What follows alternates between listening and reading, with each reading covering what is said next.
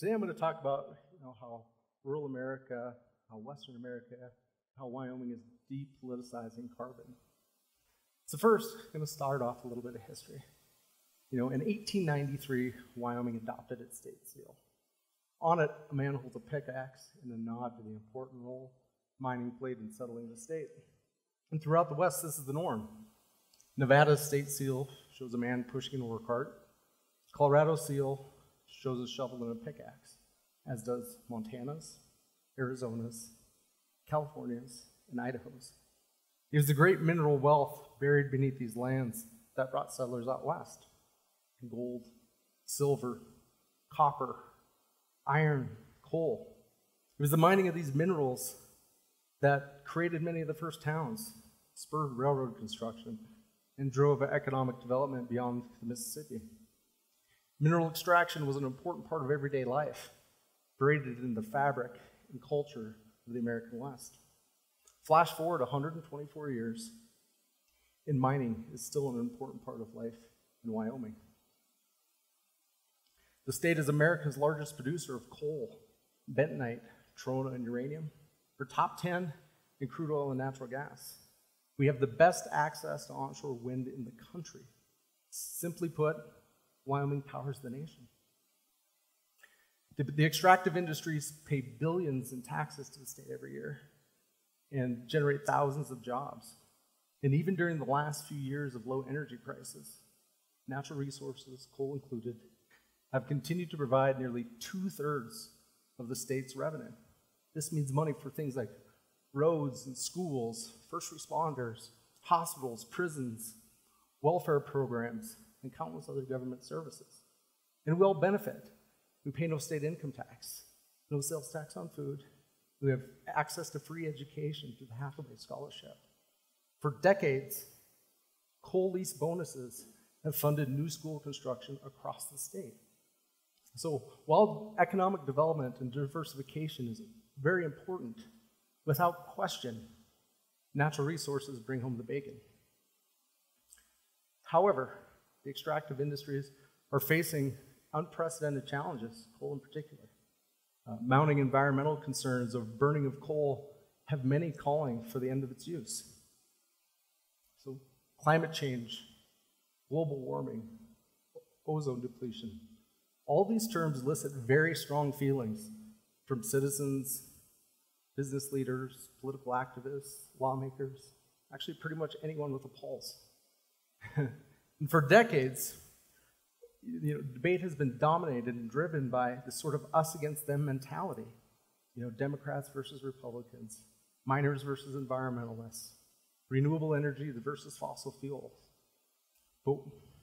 And neither side has really ceded much in the debate, with some insisting that there's no role for coal in our nation's energy mix, while others maintaining that burning of coal has little to no impact on our planet. But what has all this heated debate gotten us? I think we know the answer. Anger, resentment, bitterness, misinformation.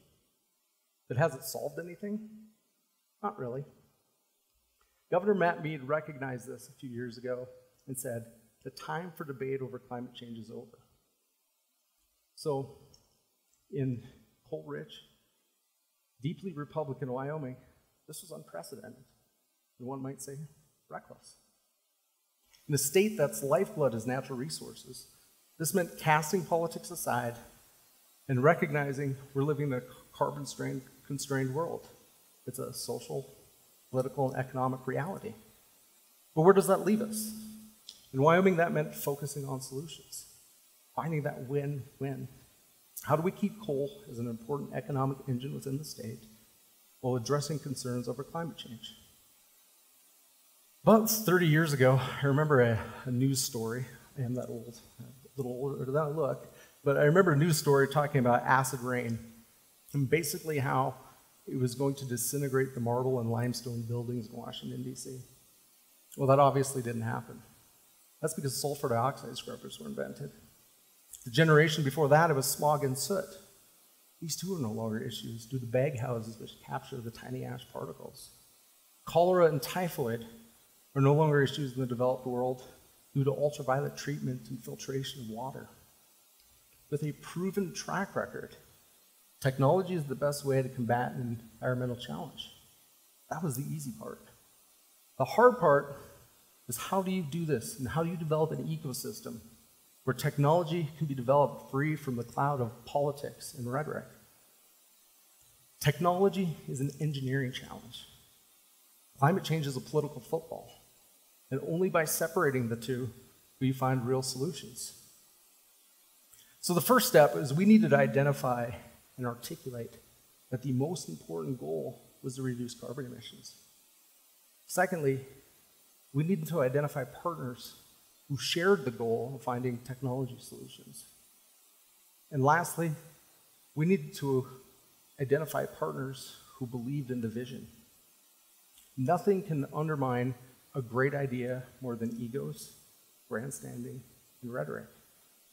We needed a coalition that wouldn't undermine the process, but instead commit resources and help push the collective impact. The state of Wyoming set the marker when they said, we're going to commit $15 million to construct a one-of-a-kind carbon emissions test center called the Wyoming Integrated Test Center. But we knew we needed others. We needed utilities who were so committed that they'd let us use a power plant. We needed partners who shared the common goal of finding technology solutions and were willing to put up their own money. And lastly, we needed researchers who were so confident in their abilities that they were willing to sign on before it was even constructed. The vision and execution of this idea came from leaders, somewhere in this room, who were undeterred and persevered when obstacles were thrown in their way. Some who said climate change is a hoax, this project is a waste of money. Economists who said coal technologies are too expensive. Coal companies who were bankrupt and didn't have resources to commit. Environmentalists who said there's no way I'd ever support anything related to coal. Well, about a year and a half after the project was announced, the ITC became a reality and the right coalition came together. Basin Electric Power Cooperative offered the use of their $1.4 billion Dry Fork Power Station. The Tri-State Generation and Transmission Association and the National Rural Electric Cooperatives Association contributed $6 million. Black Hills Energy and Rocky Mountain Power provided brain power and a number of in-kind contributions.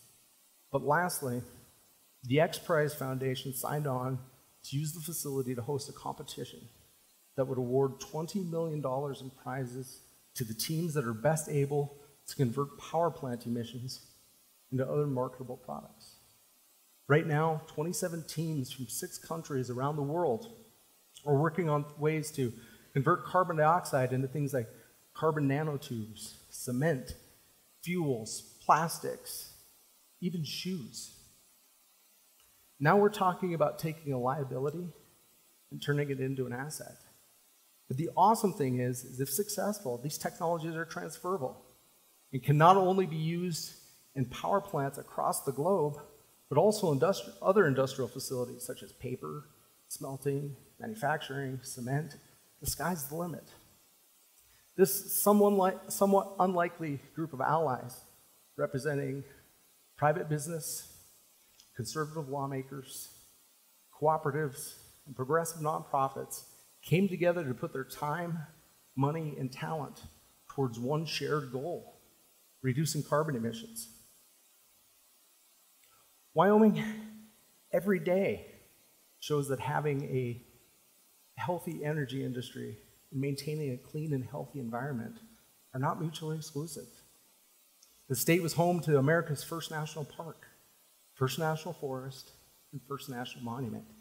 We have some of the cleanest air in the nation. Wyoming has also been at the forefront of environmental policies, progressive environmental policies. The state was one of the first to consider and enact legislation regarding carbon capture and sequestration, one of the first states to enact severance taxes to ensure our citizens captured a share of the mineral wealth. The state has a long and storied history of responsible stewardship and land management. The Integrated Test Center is what Wyoming does best. It finds the solutions, it points out the problems, and puts them into practice. The Integrated Test Center is also a model for America and Wyoming, especially in looking at how we tackle controversial challenges. We're already seeing encouraging dialogue from unlikely sources. A number of major energy companies came out in support of the Paris Climate Accords. You've seen Natural Resources Defense Council, the Wyoming Outdoor Council, supporting policies that would specifically make it easier to deploy these sort of technologies. Of course, debate is important in democratic society. It's what helps spur change and bring about new ideas. However, I think we can all agree that far too often, lengthy and controversial debate triggers political rivalries, which in turn creates gridlock. If we can look past the problems, past the debate, and focus on the solutions and the technology needed to make them a reality, maybe, just maybe then, we can finally see the forest through the trees. Thank you.